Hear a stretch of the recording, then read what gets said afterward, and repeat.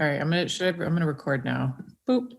Is this good? Like this. Again, like this. Yes.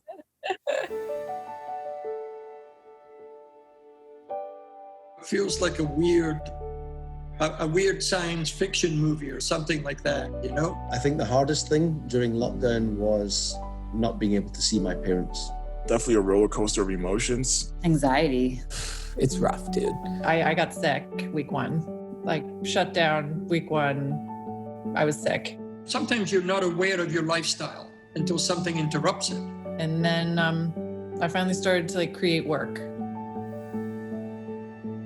I do things despite feeling disempowered. To do nothing is to lose out on serendipity.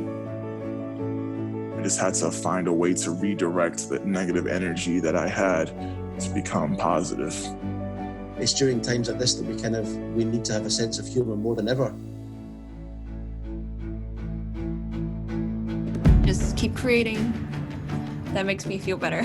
I want to push my creativity and practice my consistency by creating a photo every day for 100 days. The first thought that came to mind was the kids across the Navajo reservation. 30 to 40% of the kids or more don't even have electricity, which means they don't have the internet or Wi-Fi or light.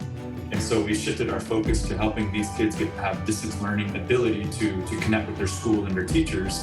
I think what it's pushed me to embrace is just to have as big of a heart as possible.